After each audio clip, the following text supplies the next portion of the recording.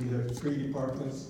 They should be integrated under the roof of the same organization. And if you're talking about digitalization, so this, let's say, silo 1, it can be the boardroom, executive room, or the sales department, marketing, finance. So these are the departments that are relatively more digitalized. So these departments can be very good at, in terms of keeping all their data digital, using a bunch of solutions and tools digitally. So that means they are digitalized, right? So let's move on to the second silo, which basically a part of the silo that I'll be talking about today is the planning and scheduling department. So these guys, they also need like supercomputers to optimize difficult scheduling problems.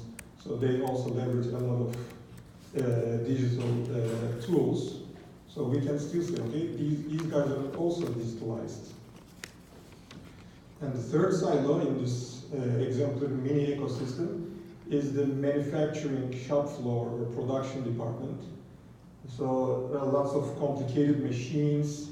So they should have these high-tech devices, like from decades they have these PLCs, high-level MES systems.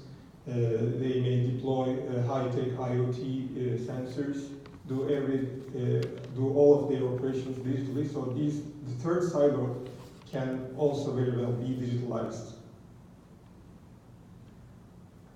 But the question is, when they are digitalized, can we say the whole operation digitally transformed? So this is not necessarily true.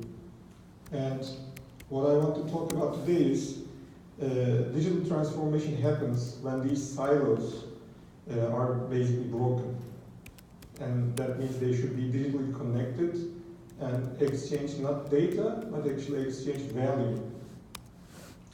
So in today's example, I will mention these 2 silos: the planning department using a tool, in our case scheduler, and the other production department using another tool that enable connection between silos.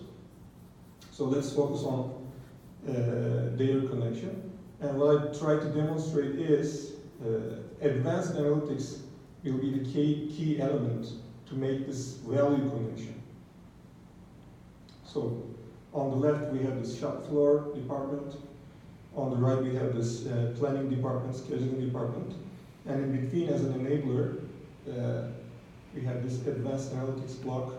So both departments, they feed data into this interface and they get value out of it. So in today's example, so there are actually many values they can potentially exchange, but today I want to focus just one of them. For the planning department, a feasible schedule for the shop floor, a feasible schedule to maintain a healthy operation would be a key value. Well, on the other hand, it is interest of the planning department to have a reliable schedule with high KPIs and some sort of visibility about the operation on the production side. So, the case study. So I will talk about the Bayesian framework to estimate a real production duration. So who among you is actually this guy? So receives any planning or scheduling person here? Anyone who is responsible for scheduling resources?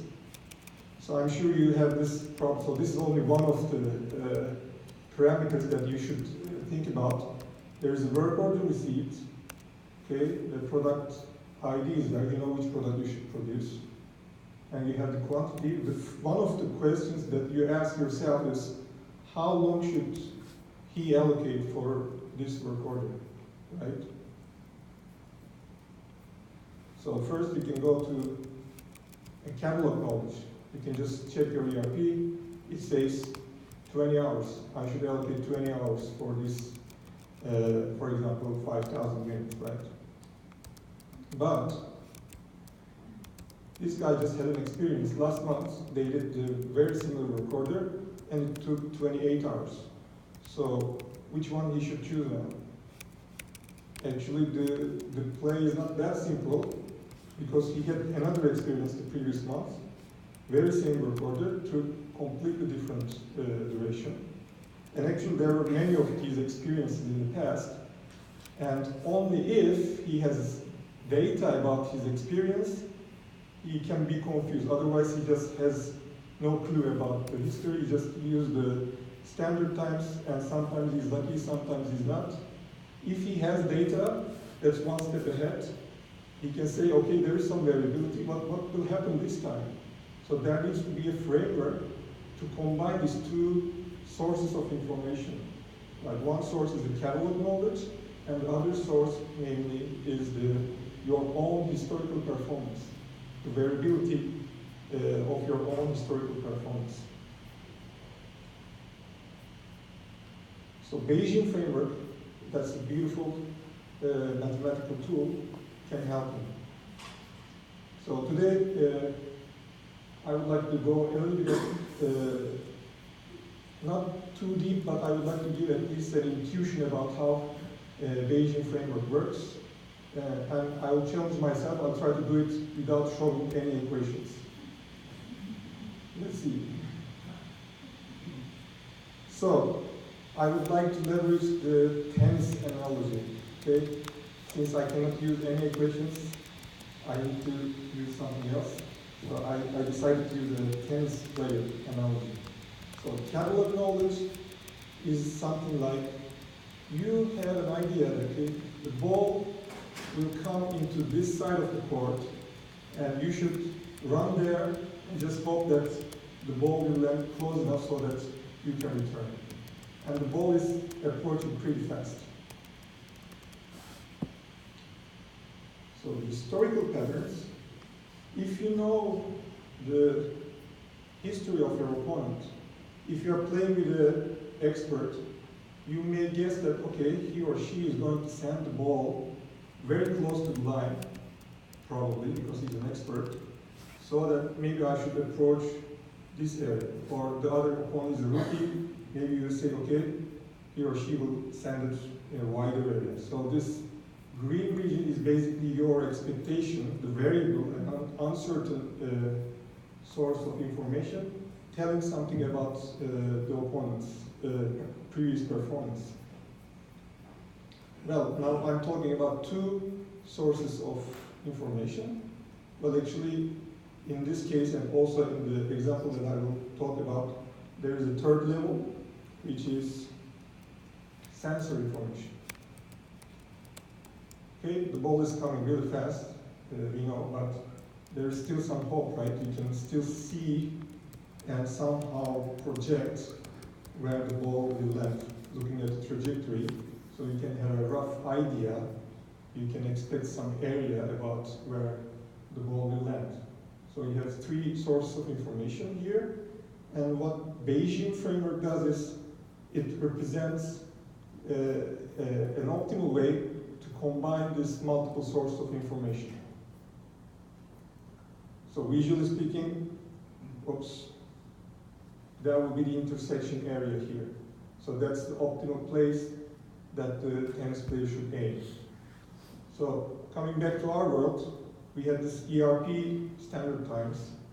We had this actual performance history about the very same work order. We have IoT sensors, and combining all the three, we can have a guess.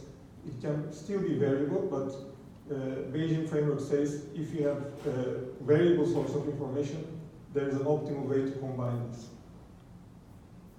So in our world, ERP said 20 hours. We had some variability in the history. For example, with the OEE tracker, we deploy multiple sensors right on the line so that through the sensors we can understand the recent performance of the machine, so that this enables a data analysis platform, so that the system can say, okay, this is the estimated duration of the work order. So one job of the scheduler is actually done. So there is an estimation of duration. Of course, there are many levels. Like he still needs to find the right resources. Also, should look holistically looking at not only one work order but many. But this is one of the specific values that can be created combining the two silos. So we have this in the conventional case. We have this catalog knowledge. And now we suggest the Bayesian framework will basically help.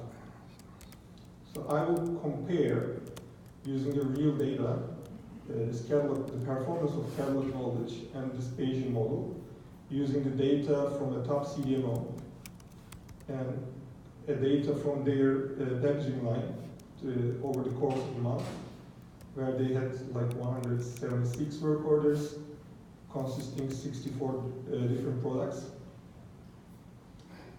And I promise I will not show any equations, so the results is also graphical. So we have this X and Y axis, and each dot represents an estimation about the duration of a specific work order.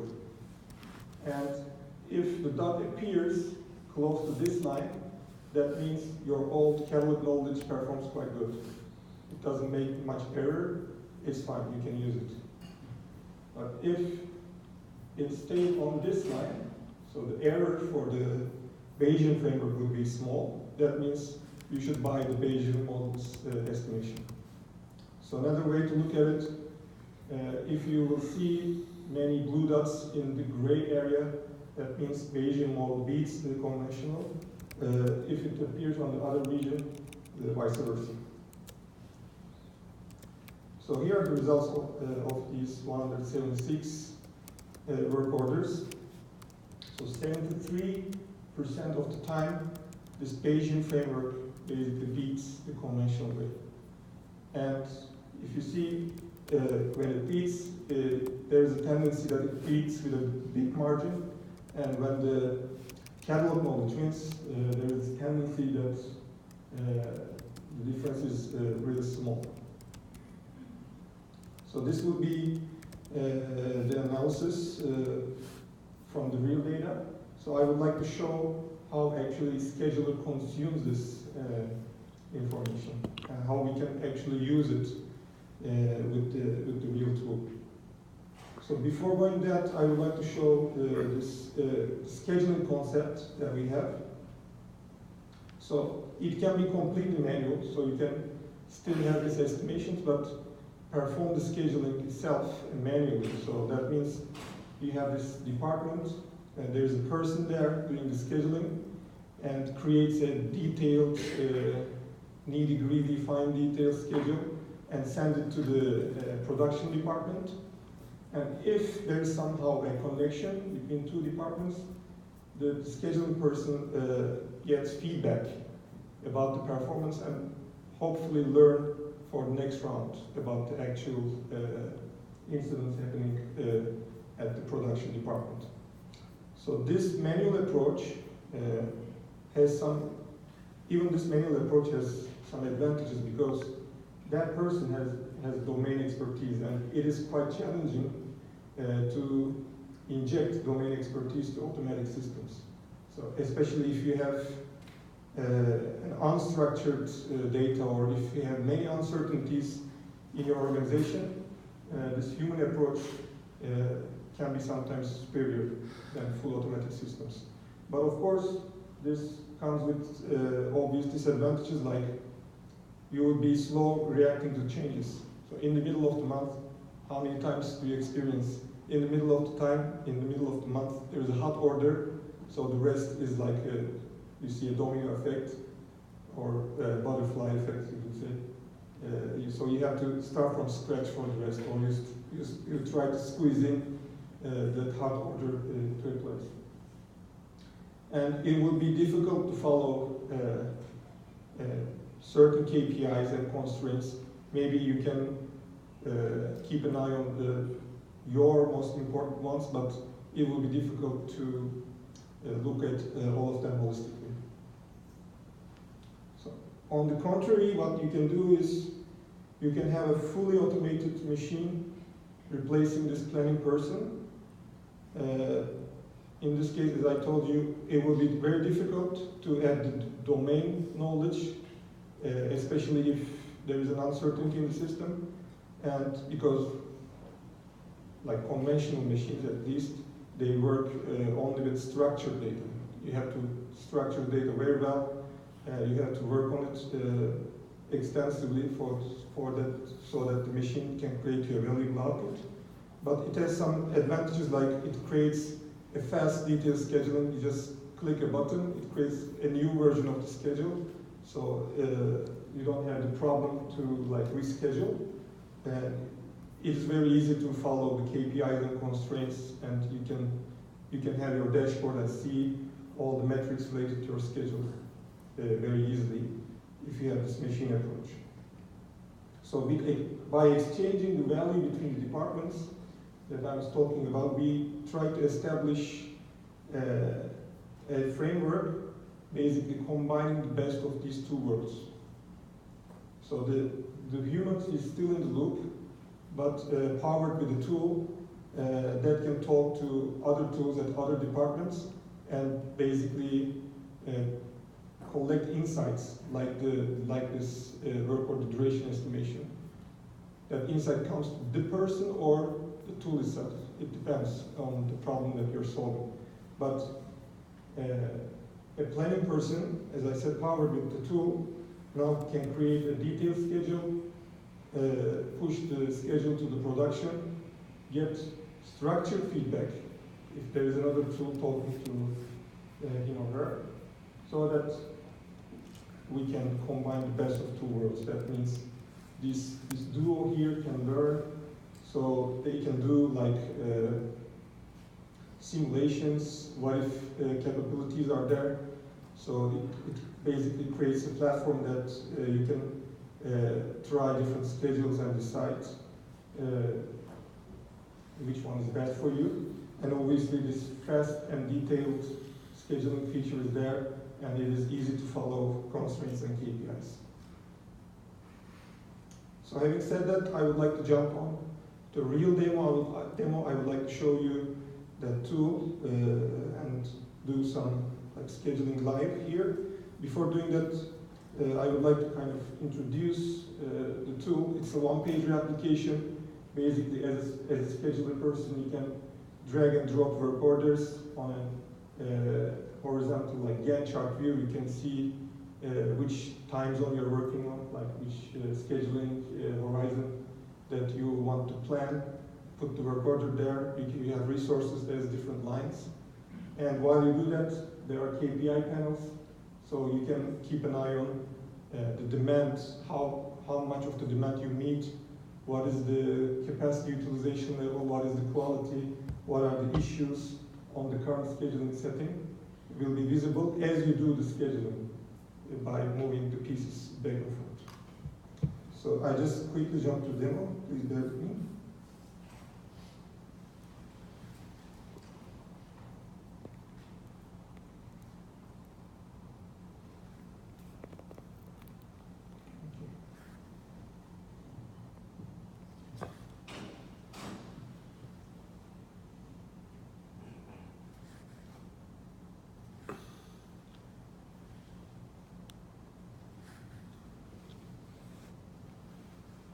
I have to mirror images because it's going to be very difficult for me to control.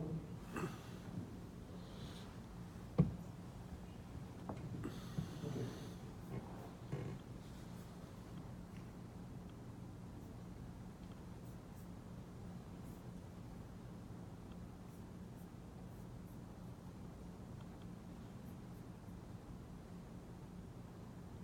Okay, here's the one-page application that I was talking about.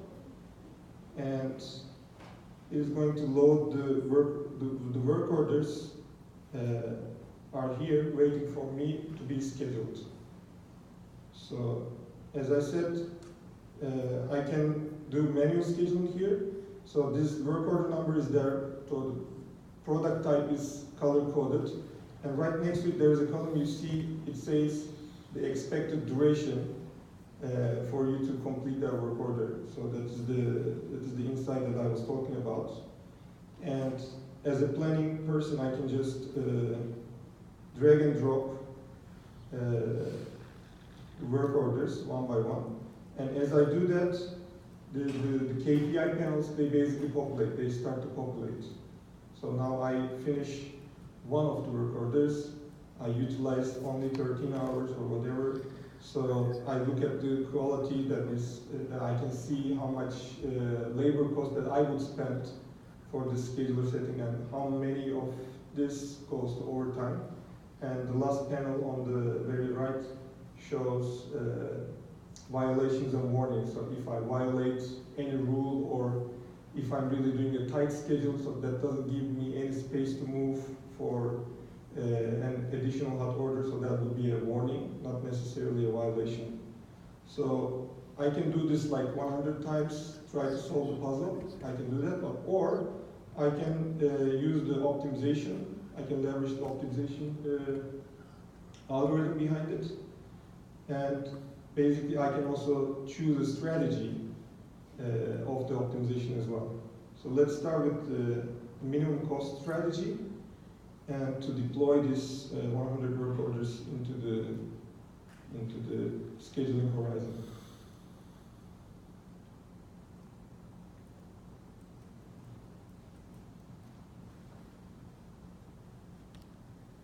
So this is the stressful part for me.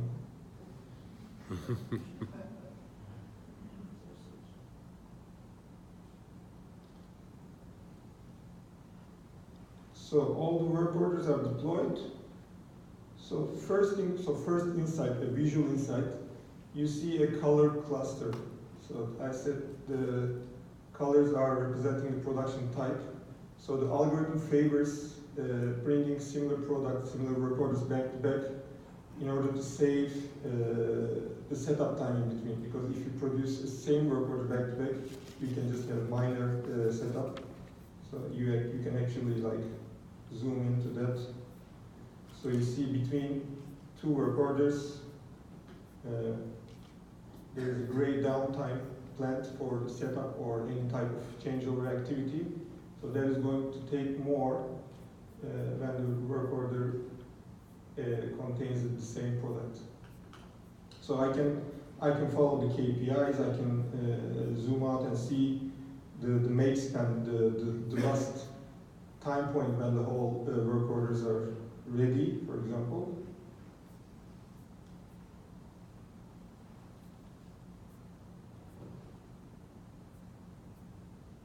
So let me zoom out. So by this time, all the work orders will be finished. So now I can try a different strategy. Maybe it's okay for me to spend more, but I just want to finish the jobs quicker. I just want to simulate what would happen, how many more labor hours I should spend to finish the job in an earlier date. So that in order to do that, I just switch the strategy, optimize again.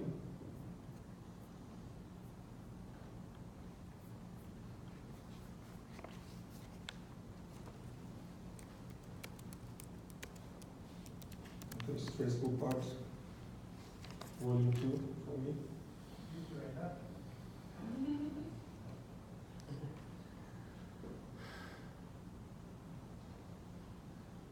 Okay, so you see the time span is really slightly different. On some of the lines, the work is completed earlier. So again, all of the demand is met, capacity is utilized in 65%.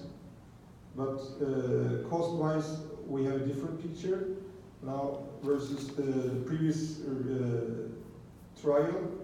It estimates a different total cost, having a significant portion saved for the overtime. So I think this is a demonstration of how we collected one information from a different silo and basically consumed it. And this enabled me as a planner to have a simulation platform. I can choose different strategies. I can also choose different number of lines. Should I invest for another line to make my life easier or not? So this type of what-if capabilities really needs a strong connection between these silos. And I hope I managed to demonstrate this specific example to you. Thank you very much for your attention.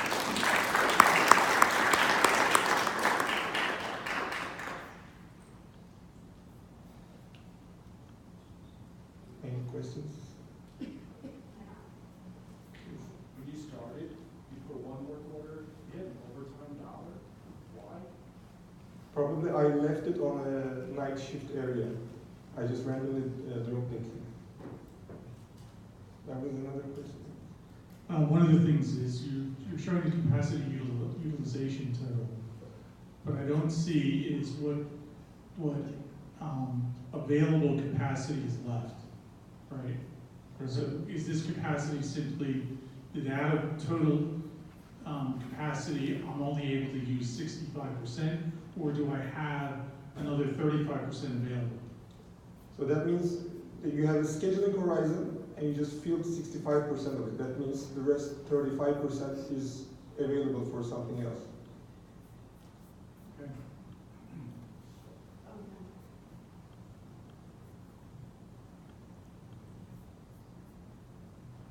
In your example, you bucketed the overall variability into one this thing, like 28 minutes or whatever this Yeah. thing. But there is also other elements like what resource went into it, which line it went to it, has got a certain central tendency, and you can Yeah. get a better approximation based on those parameters, right? So your Bayesian analysis, we use a lot of Bayesian analysis where you can input all those parameters to get more refined approach. Is that also part of your equation? So I explained the story in a kind of serial way, as if we decide on the durations first, then do the scheduling. But in fact, as you said, this duration might be different for different resources, right? So the system favors, so you can have two products that are compatible. You can have one product that can be compatible to different lines with different speeds. Maybe one of the lines is a modern one. So the system favors the one that runs the product faster. In that case, obviously, that number that you see before scheduling is meaningless. That's why we just say like duration average, so it just gives you a rough idea. But as the planner, when you drop it to one line, it automatically resizes based on the estimation for that line. Of course, there are other like parameters affecting the duration in the game, but the idea is we try to import the ones that we can structure into the game. The others will be basically lumped into the statistical variance. So you have some stuff going on in line one. Even if you don't know what it is, looking at the statistics, you have an expected variation on line one. So that the Bayesian algorithm then favors how much it should rely on line one's history versus the ERP standards.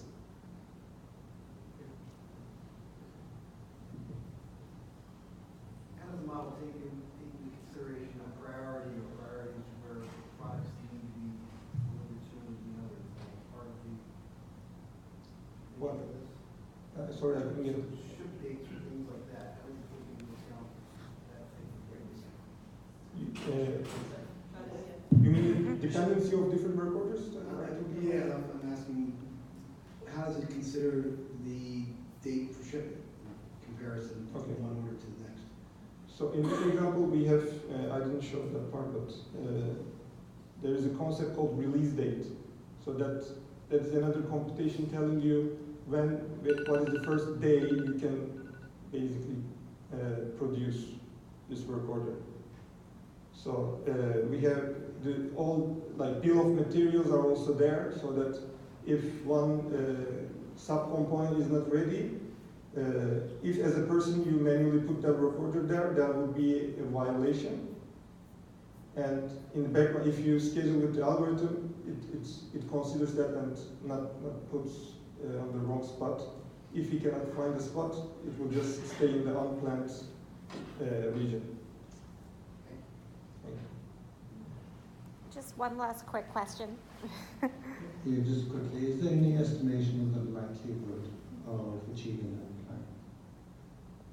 Achieving, you mean the adherence of the schedule? No, the likelihood of being able to achieve that schedule. Okay, so that's one of the concepts that we put in this last KPI panel, warnings. So you may have a theoretically working schedule, but if you have no room for uncertainties, we give a warning, like you are really doing, or based on the standards, maybe you are doing nothing wrong, but it is the first time in history that you produce a work order in a machine. So that should be something that you should be careful about achievability.